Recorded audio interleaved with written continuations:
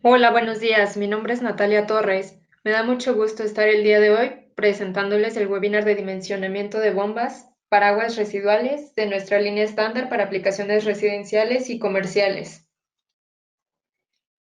Bueno, desde esta primera diapositiva podemos ver que en nuestra línea Solar Pump Company tenemos diferentes tipos de bombas.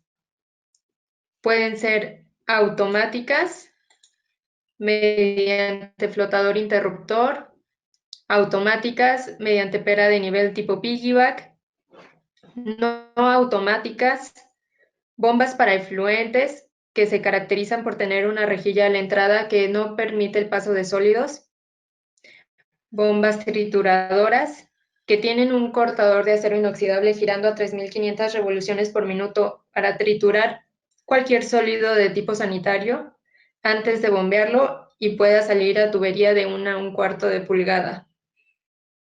Bombas para paso de sólidos que pueden ser con descarga horizontal bridada o descarga vertical NPT. Entonces, desde esta primera diapositiva ya nos podemos ir dando cuenta que tenemos muchos tipos de bombas y soluciones para cada aplicación.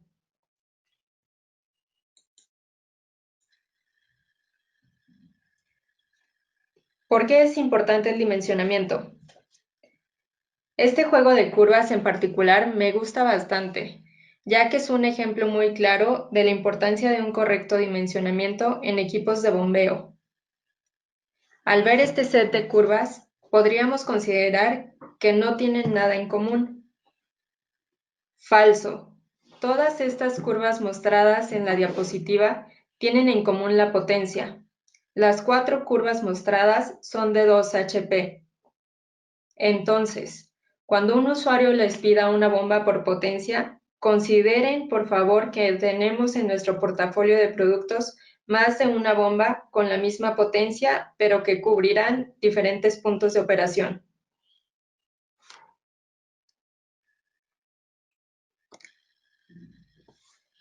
Otra de las situaciones más comunes es el llamado cruce entre modelos. Esto es cuando un usuario les envía un modelo de otro fabricante, el cual requiere cambiar por distintas razones y nos pide un modelo similar. Las curvas de todos los fabricantes por lo general son muy diferentes. No podemos realizar un reemplazo de bomba únicamente sabiendo la potencia o las características constructivas que sean similares. Si una bomba está fallando, siempre debemos preguntarnos, ¿es correcta la aplicación? ¿Cómo saber si la bomba original se seleccionó correctamente? Es muy posible que reemplazando la bomba por un similar, estemos empeorando la situación, provocando una y otra vez la misma falla de nuevo. Hay un valor agregado en hacer las preguntas correctas.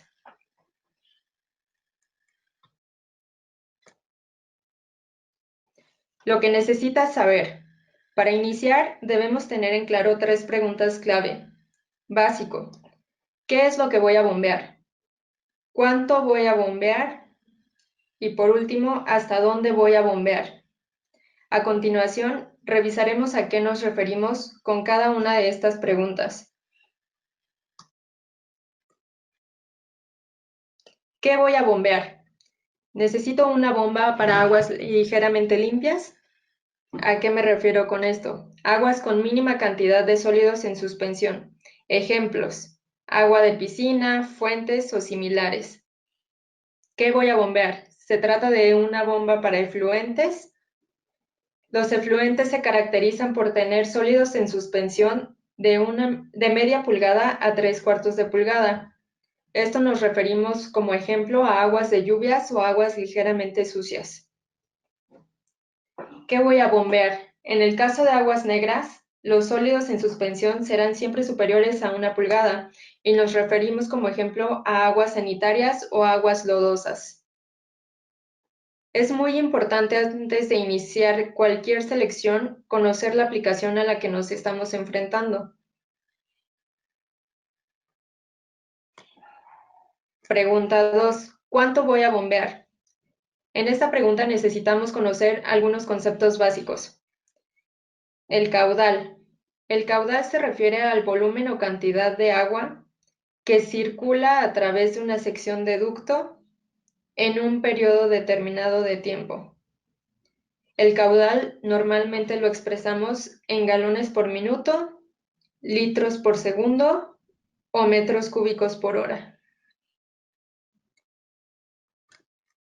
Pregunta 3. ¿Hasta dónde voy a bombear?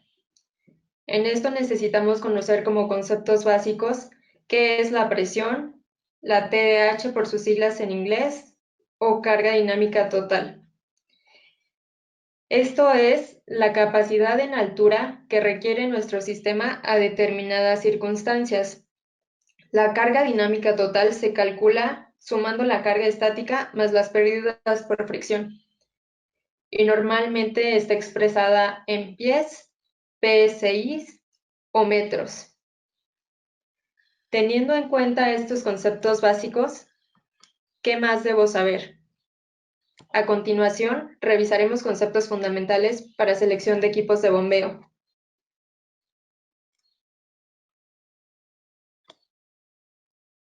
Fundamentales. La velocidad mínima de bombeo en aguas negras es de 2 pies por segundo. Esto es para evitar que los sólidos suspendidos se asienten en las tuberías, provocando atascos.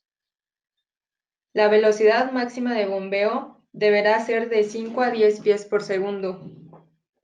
Velocidades superiores a esta podrán dañar nuestras válvulas y accesorios. Teniendo esto en consideración, podemos aseverar que el caudal mínimo para evitar que la tubería tenga asentamientos deberá ser de 21 galones por minuto en el caso de 2 pulgadas, y para tubería de 3 pulgadas el caudal mínimo deberá ser de 45 galones por minuto.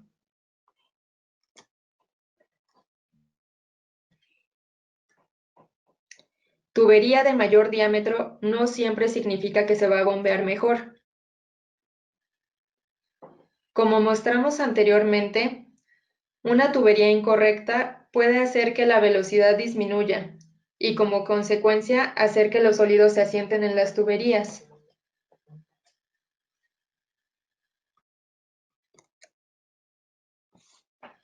¿Qué más debo saber? Una bomba más grande no significa que se va a bombear más agua. Siempre hay que tener en cuenta que una bomba más grande no significa esto. El tamaño de la tubería en una instalación existente nos puede dar una primera pauta para calcular la bomba a utilizar.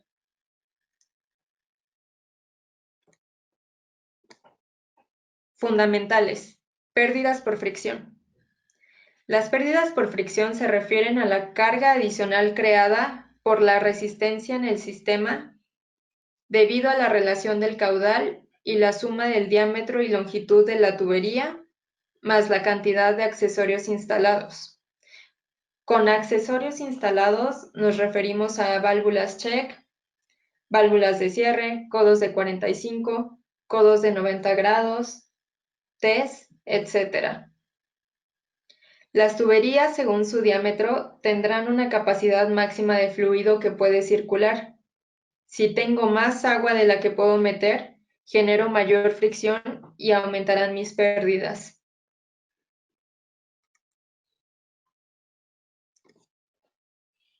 Otro tema fundamental. ¿Cuáles son las condiciones eléctricas del sitio? Ya sea 115 volts, 230 volts, 460 volts. Instalación monofásica o instalación trifásica. No sé, o usted recomiéndeme, no es una respuesta. Esto es muy importante. Nuestras bombas no son doble voltaje. Es fundamental confirmar estos datos antes de realizar la selección del equipo.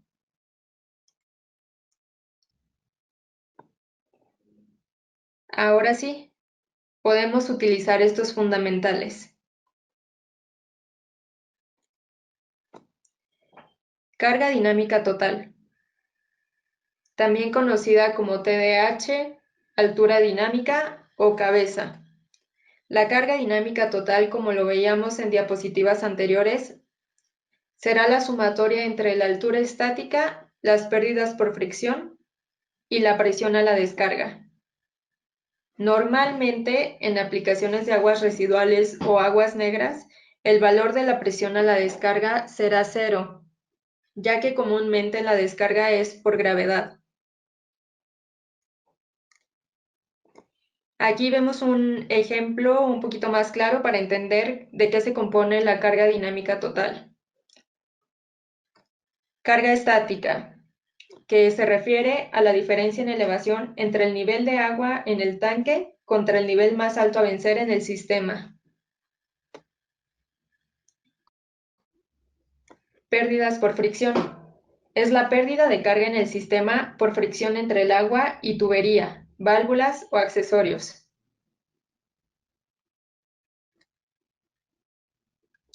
Carga de operación o presión a la descarga. Es la presión requerida al final de un sistema, ya sea que se trate de una línea presurizada, un filtro o algún accesorio extra en nuestra instalación.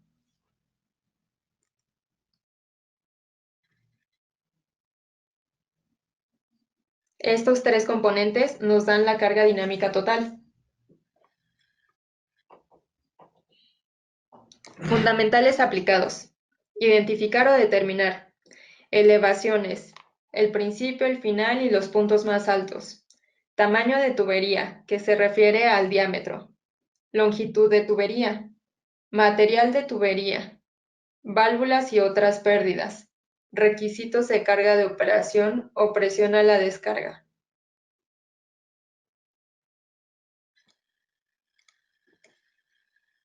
Método tradicional de dimensionamiento. En este método aprenderemos a calcular una bomba con nuestro método tradicional. Primero tendremos que determinar el caudal, identificar la carga estática o elevación, calcular las pérdidas por fricción usando las tablas, accesorios a longitud de tubería y longitud de tubería a pérdidas por carga. Identificamos la presión de operación si es que aplica en nuestro sistema. Y finalmente calculamos la carga dinámica total, que se refiere a la carga estática más las pérdidas por fricción más la presión de operación. A continuación veremos un ejemplo para que podamos visualizar de qué se trata. Un usuario requiere bombear 80 galones por minuto de su cárcamo de aguas residuales a una planta de tratamiento o al alcantarillado. La diferencia entre el punto de bombeo y el punto más alto en su sistema es de 5 metros. El usuario nos indica que todo el recorrido en su tubería es en 3 pulgadas y el material de la tubería es PVC cédula 40. Adicional a la elevación, el agua residual deberá atravesar 56 metros en horizontal hasta descargar por gravedad a la red, y en el recorrido se cuenta con 6 codos de 90 grados, una válvula check y una válvula de cierre. Una vez que esto llegue a la planta o al alcantarillado, se puede realizar la descarga por gravedad. Método tradicional. Ahora sí, determinemos el caudal. El usuario nos comenta que necesita sacar 80 galones por minuto. Identifique la carga estática. La elevación desde el cárcamo del usuario hasta el punto más alto es de 16.4 pies. Calculemos las pérdidas por fricción. Estas tablas que se muestran del lado derecho las tenemos disponibles. Aquí podrán ver que para tubería de 3 pulgadas viene a cuánto equivale en tubería normal cada accesorio, ya sea codos de 90 grados, codos de 45, Ts, válvulas check y válvulas de cierre. Entonces, añadimos estos 6 codos de 90, una válvula check y una válvula de cierre, que fue lo que nos indicó nuestro usuario. Longitud total de la tubería, 56 metros. Cambiándolo a pies, serían 183.68 pies en tubería de 3 pulgadas. Identifique la presión de operación. Esto es descarga por gravedad, por lo que consideraremos 0. Ahora sí, a calcular la altura dinámica total. La carga estática, que fueron los 16.4 pies, Las pérdidas por fricción, que se calculan sumando el valor de los accesorios en pies más la longitud de la tubería, multiplicadas por el coeficiente de fricción, que en este caso son 1.39 pies de pérdida por cada 100 pies. Como les comentaba, estas tablas las tenemos disponibles. Si no cuentan con ellas, con gusto se las podemos proporcionar. El resultante del dimensionamiento con los cálculos de la diapositiva anterior es un punto de diseño y se representa de esta manera. Hoy en día no es necesario saber de memoria todos estos pasos gracias a la selección en línea. Es importante conocer el método tradicional para que podamos entender de dónde salen los datos. Entonces, ya aprendimos a seleccionar una bomba con el método tradicional y a trazar el punto de diseño en un set de curvas.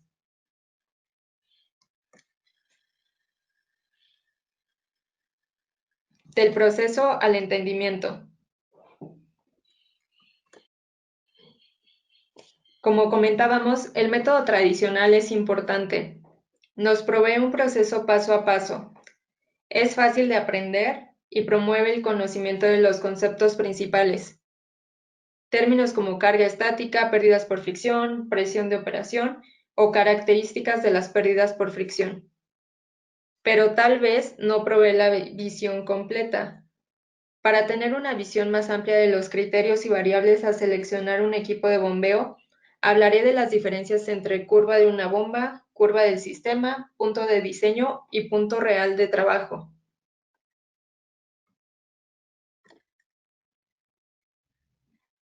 La curva de la bomba. La curva de una bomba define la relación entre la carga y el flujo. La curva de la bomba, normalmente la carga está expresada en pies, metros columna de agua o PSI, y el flujo caudal normalmente está expresado en litros por segundo, galones por minuto o metros cúbicos por hora, y está determinada en función del diámetro, diseño y construcción del impulsor.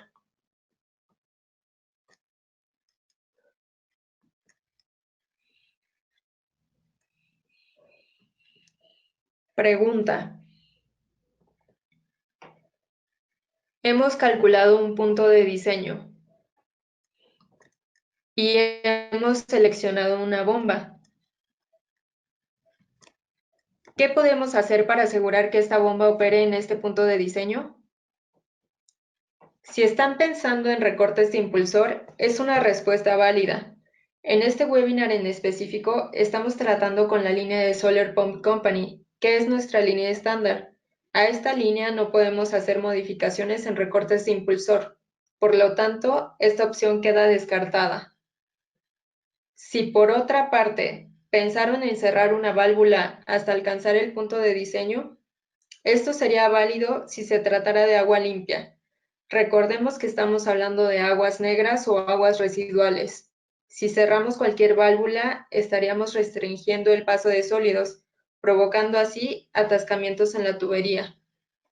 Entonces, tomando esto en consideración, ¿qué podemos hacer para asegurar que esta bomba opere en este punto de diseño? Nada. Una bomba opera en su propia curva solamente. Curva del sistema.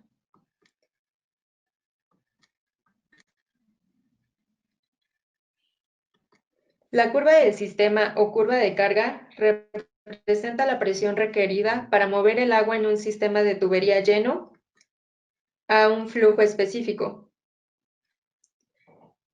Hablemos en cuestiones prácticas, es cómo se comporta el sistema de tuberías cuando varía el flujo.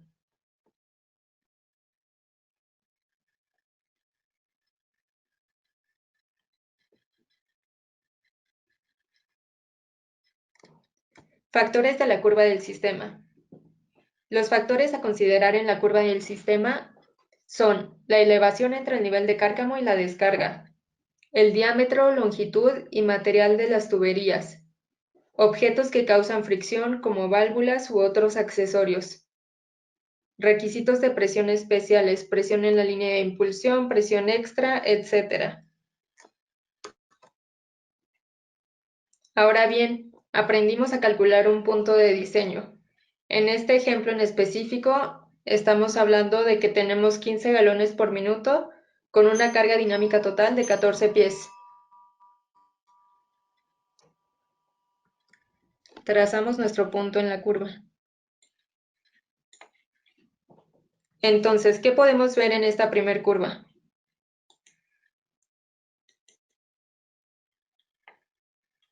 Esa curva que se está iluminando no nos da el flujo requerido.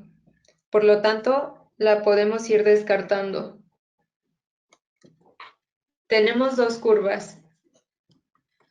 ¿Cuál de las dos escogeríamos? El punto de diseño solo es una pieza del rompecabezas. El punto de diseño en la curva de la bomba no indica el flujo de operación de la bomba. Únicamente determina si la bomba es suficiente para satisfacer la necesidad. El punto real de trabajo se encontrará en donde la curva del sistema y la curva de la bomba se intercepten. Dicho esto, ambas opciones son válidas y la selección dependerá del punto que mejor se apegue a las condiciones que diseñaste o incluso a temas más comerciales, como lo puede ser presupuesto o disponibilidad de inventarios. Graficando curvas del sistema. A mayor inclinación de la curva, mayor resistencia por fricción hay en la línea. ¿Esto a qué se refiere? Aquí vemos dos ejemplos con una misma curva de bomba marcada en color rojo. En la curva de arriba en color verde observamos una curva de sistema con una baja inclinación, lo que nos quiere decir que existen muy pocas pérdidas por fricción en el sistema. Y aquí visualmente en el dibujo lo podemos ver. Este sistema no incluye una dirección horizontal, no incluye accesorios, no incluye cambios de dirección. Es por eso que la curva tiene una baja inclinación. En la curva inferior observamos de igual manera en color verde una curva del sistema con una inclinación mayor, lo cual nos indica que existen mayores pérdidas por fricción en este sistema. Para representar la curva del sistema, partiremos desde el valor de carga estática. Entonces, siempre nuestra curva del sistema empezará donde inicia nuestra carga estática. En este ejemplo, visualmente vemos que tiene cambios de recorrido, seguramente tendrá más accesorios, por eso es que su curva es un poco más pronunciada.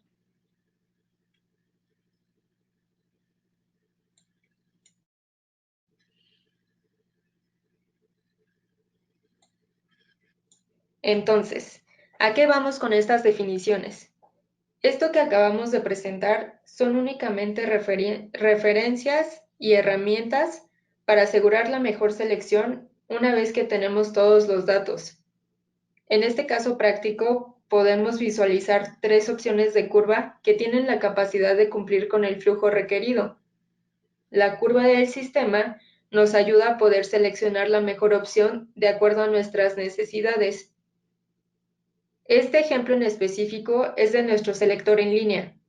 Aquí lo importante es verificar del lado izquierdo los puntos de trabajo reales de acuerdo a un punto de diseño. Entonces, vemos que el punto de diseño está marcado del lado derecho, que serían 50 galones por minuto a 36.78 pies.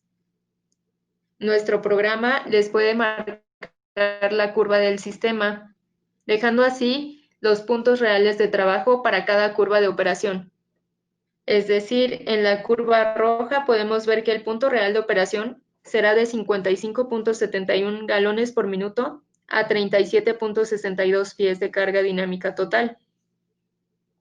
Y en cambio, la opción más alejada, que sería la bomba con curva azul, referido al modelo 188, podemos ver que nos dará 96 galones por minuto a una carga dinámica total de 45 pies.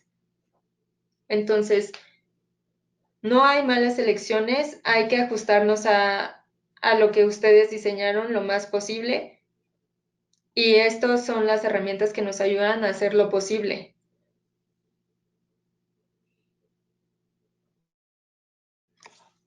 Estos últimos puntos son referencias para entender la visión completa del dimensionamiento de una bomba. No te preocupes si de pronto fue mucha información. Lo importante de esto es que con estas herramientas tú puedas acercarte con nosotros y te proveamos de una solución con una visión más completa.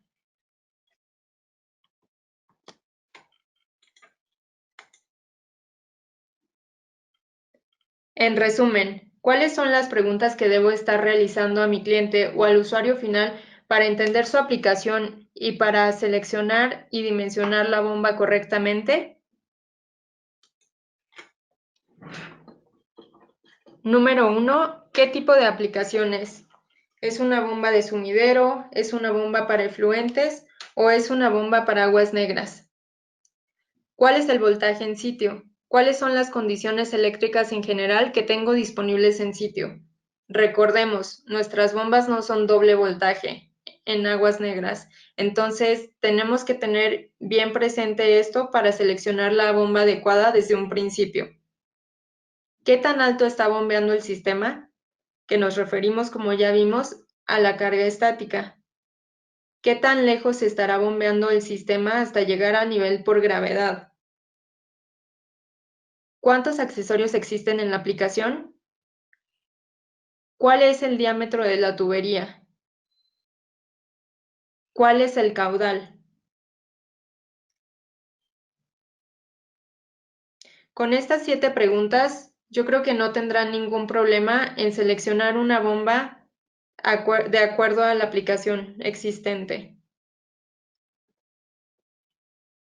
Con esto podemos terminar el webinar y les damos las gracias por su atención, por tomarse un minuto de su tiempo para ver este webinar un poquito express de lo que es el dimensionamiento. Sabemos que el dimensionamiento es algo que no debe de ser complicado, pero existen muchas variables que tenemos que tomar en cuenta. Entonces, muchas gracias por su atención. En breve les dejaré nuestros datos de contacto para que cualquier duda la podamos responder en privado.